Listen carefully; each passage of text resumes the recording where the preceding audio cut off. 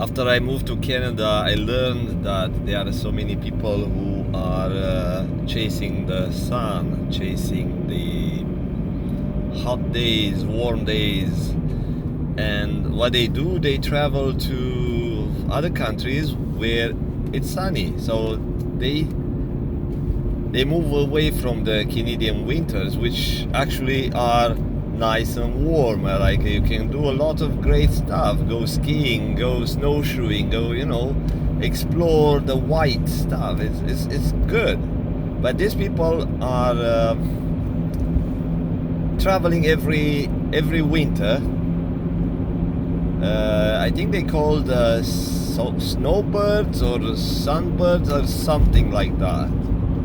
And they do that every winter. They go live to Mexico, California. Some they fly to Australia, and I met few paragliding pilots, and at the time it did not click in. Did not click in why they would spend so much money traveling across the ocean and move away from the Canadian winter. What's wrong with the Canadian winter? And it took a number of years and wisdom to meet other people. And I have a friend who feels depressed when it's rainy outside, and I invited him.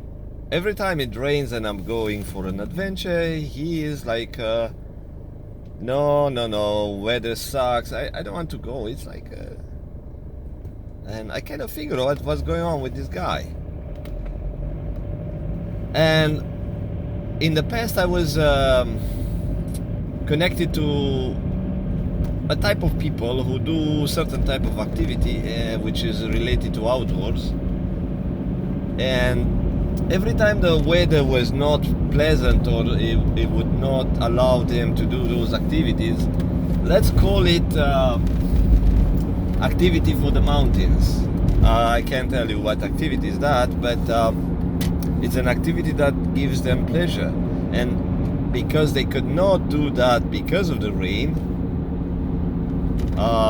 they would post crappy things on the forum, on the Facebook, on their page, and it slowly started to connect the dots. Like, okay, these people feel crappy when the weather is like that. Then I thought, yeah, it's something related to the weather that makes people feel like angry, irritable, something.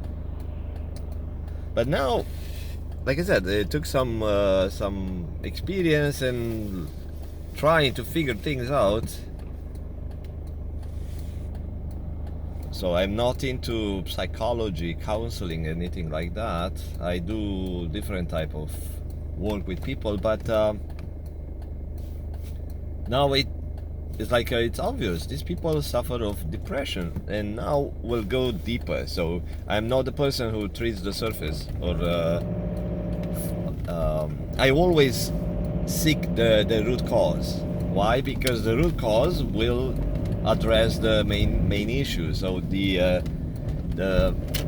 treating the root cause or addressing the root cause will prevent the issue to return. So I need to pull my car aside somewhere.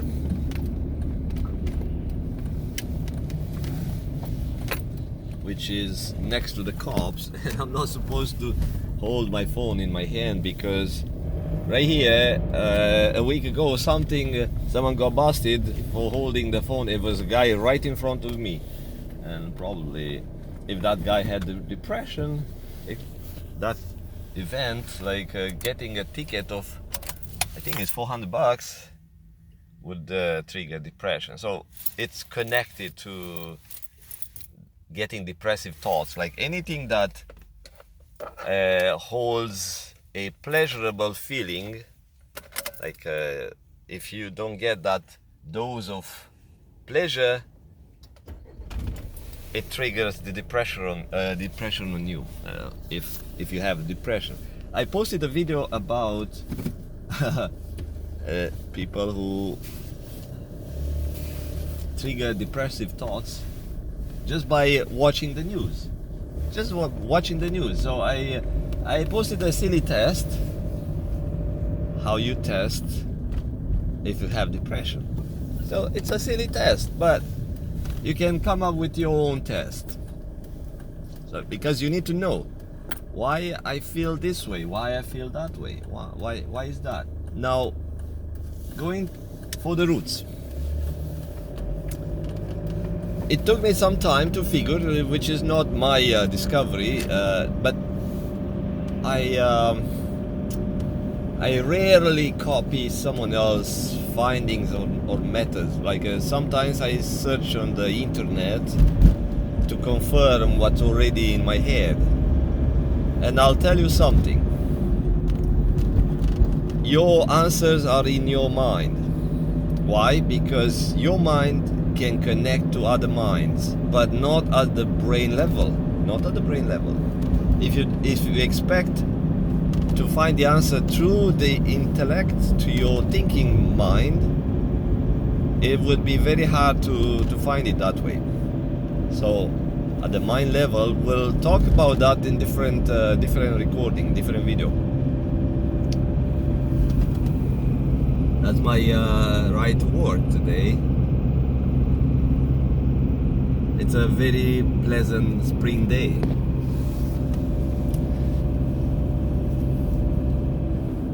And I'll give you a quick answer while I'm driving to work. Quick answer. For years and years and years I was acting unpleasant. Not all the times, but many times I was unpleasant to myself and to others because the lack of self-love and lack of love for others. I mean, you don't know that you don't love yourself and others till you find it, because you need to have a way to compare it. So if you never had love because you were not raised with love, and I'm not blaming my parents for that, they came from a generation living with hardship through the war, many kids in the families, and all sort of other troubles, life troubles that moves the mind away from loving. So the mind has to deal with different tasks, and when the mind deals with body pain, with hunger, with other needs, the mind lose focus from love, and they pass on a behavior in a programming to their kids that does not have much of that emotion. They don't teach love to their kids. So I was raised in that type of environment, which, like I said, is not my parents' fault, and I think it's a good thing. I think it's a good thing, because if I had some love, I would not be forced to seek. I say, okay, this is it. I feel love, that's it. Like I'm getting some average, but still hungry for love. So I would not be hungry enough to force myself to seek it, to find it. Like if you have some food in the fridge, not enough, but you have some food, you're not really forced to go out fishing or hunting or do something that helps you stay in a good health. But those who are hungry enough, they will seek. But the thing is, they look around and they connect with other people who are doing the same thing. But those people don't have the tools, don't have the skill, and they won't catch any fish, like any love or any any type of information that leads them to finding the fish, finding the food for the soul. And I mentioned that before. If you are first time on my channel, an inexperienced fisherman go at the water, at the lake, and is trying to catch fish, and is looking, kind of looking, okay, how this guy is catching fish, and he goes and asks the experienced one, oh yeah, what bait you use, what hooks you use, can you show me, right? And some of those who are selfish, they won't show anyone because they are hungry too, and they think, oh, this guy is going to steal the fish in the water, is steal my fish. Those are selfish people, don't want to show anyone the tricks how to catch fish. But there are some other people who know love, and they say, you know what, he's hungry too,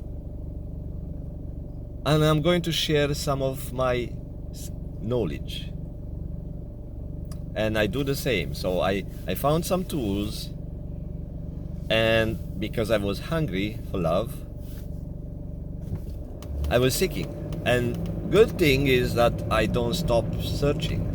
I'm not a person who stops at the surface. Once I get the answer, I'm done. I always do quality jobs, and same thing, when you do quality jobs, that means you go deeper. You want not only perfection, but you want to make yourself feel good about your work, and others who enjoy your work feel good as well, right? So there are a couple of qualities that I have. It helps me to seek deeper than most people, and I found some ways, and I'll give you some quick answer if you are looking for quick answer here.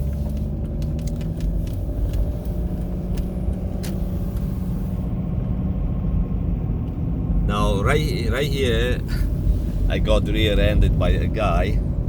If I want to bring that emotion, it will trigger pain. So don't do those. Don't think of your pain, your life troubles. Don't think that, because you already programmed your mind to trigger suffering when you remember those events. Like when your dad beat you up, your teachers. I used to do that. Not thinking of my dad. No, it was not too bad. But thinking of my teachers and stuff. But those keeps me in a hole. Don't think your ex-spouse, ex-boyfriend. Don't think of your painful moments, trying to seek compassion or trying to feel a victim. No, those will not help you. So let me put the phone down, because usually the cops are chasing a feeling. They give tickets to the ones holding the phones, like myself. Anyway, so now I don't think of the cop giving me a ticket with a sad emotion. I think it as a funny, because I made a shift.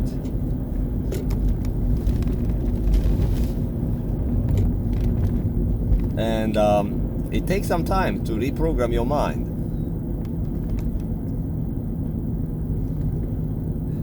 So now back to how I found it. So again, if you don't have love, what you do you will attract people with similar vibe. And let's say you get married, or you get a boyfriend, or someone like a life partner, or even workplace. You will connect to people who are of the same vibe. So you will find a job where everyone is trying to steal love from others. Like you will be exploited. You will be I don't know, maybe ending up being bullied because you express some way. And in a relationship, you want some love, your partner wants some love, but you don't know how to give it. You just take. Okay. Oh yeah, he doesn't love me. Oh, I'm so sad today. I need to go out. Oh, it's rainy. Oh, your life sucks. Yeah. So if you don't get love from your partner, If outside is not a pleasant day, you go shopping. So just notice that. How many people are going shopping during the rainy days? Instead of taking an umbrella, good raincoat, and go out and quiet the mind and feel good about in a forest, or do something pleasant. I don't know, stay home if you don't like the outdoors. Stay home and do a hobby that gives you some good feeling. No, they don't know those tools. They go shopping. They do stupid stuff. They go casino. Look at the casinos during the rainy days. It tells you something.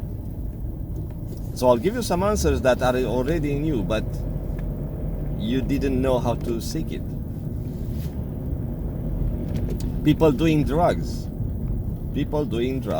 during a rainy days, and they do more that stuff.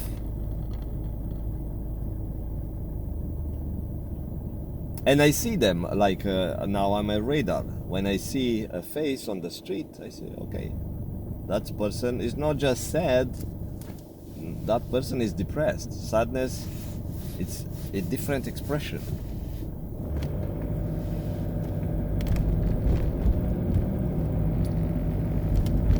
So you end up with a partner like that, both hungry for love.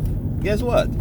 You will try to, at first it's like a fine, it's nice, good sex, you enjoy each other company, but after a while, when the mind now focus on problems like financial problems, kids, and work and hardship and health, lots of the health problems affect the mind. Now the mind does not enough power to self-love. No, because the mind is being taken away, the mind focus is taken away by these life problems. And you are seeking love from your spouse, from your partner, at work. At work you get crap because, you are being used. They want the love from you. They don't have love, so they want some love. And those workplaces will not respect you, will not cherish you, will not boost you up to make you feel significant, because they don't have love.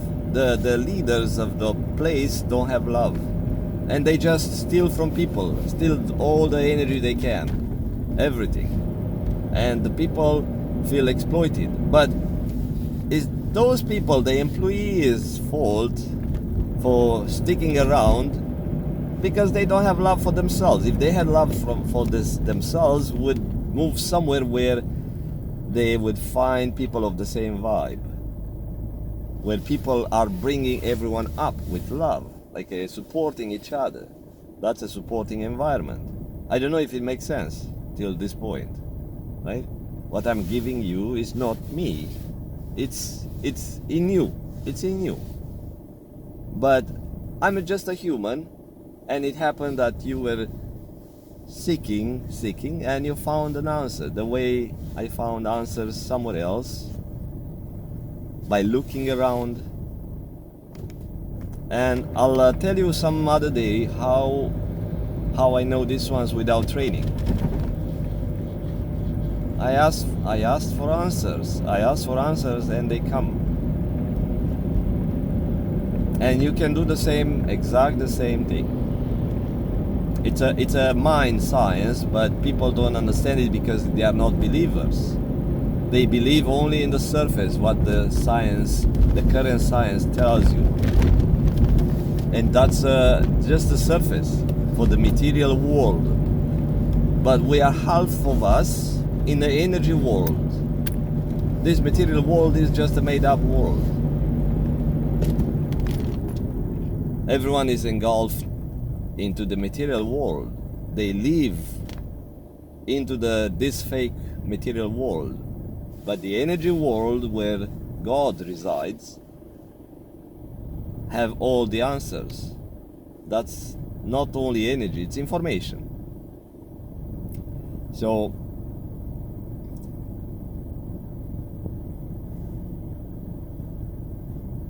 Once I found God, but I had to believe that God exists. So I kind of had the belief that God exists, but once I found it, I found that good things come to me, like stuff was happening, and I thought, that's weird, how this thing is happening, because it's kind of a weird coincidence. And those events, they call it synchronicities, made me believe more and more. And the more I believed, the more I was connecting. I was connected to the invisible world.